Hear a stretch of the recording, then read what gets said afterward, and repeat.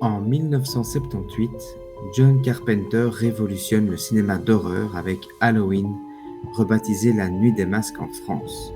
Ce film, qui se veut à la fois minimaliste et terriblement efficace, ne se contente pas d'introduire le slasher moderne.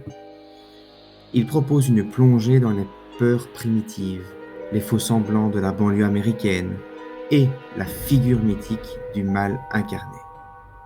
Le film s'ouvre sur un meurtre commis par un enfant de 6 ans, Michael Myers, dans la paisible bourgade d'Haddonfield. 15 ans plus tard, il s'évade d'un hôpital psychiatrique et revient sur les lieux de son crime, traqué par le docteur Loomis, son psychiatre convaincu qu'il est le mal incarné, qu'il n'est pas humain. Carpenter joue sur l'économie de moyens.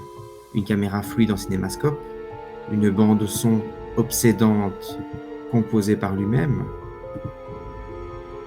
et une mise en scène qui privilégie les silences, les ombres, les respirations. Le spectateur est piégé dans une attente constante où chaque plan peut basculer dans l'horreur. Sous ces dehors de films d'épouvante, Halloween est aussi une critique sociale. Les premières scènes montrent la petite banlieue idéale, bien sous tout rapport, maison coloniale, salon cosy, cuisine moderne. Mais derrière cette façade rassurante se cache une violence sourde, un refoulé collectif que Myers vient réveiller.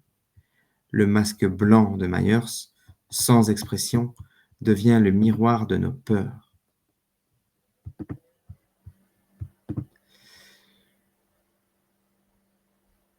Il ne parle pas, ne court pas, ne motive pas ses actes. Il est une présence, un souffle, une absence de sens. Carpenter ne cherche pas à expliquer le mal. Il le montre comme une force brute, irrationnelle, presque cosmique. Halloween a engendré une multitude de suites et d'imitations, mais peu ont égalé sa puissance suggestive.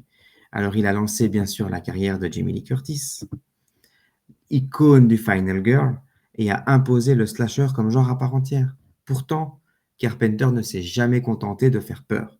Il a sculpté une œuvre cauchemardesque où le spectateur est confronté à ses propres angoisses, dans un monde où les institutions comme la famille, la médecine, la police échouent à contenir le chaos.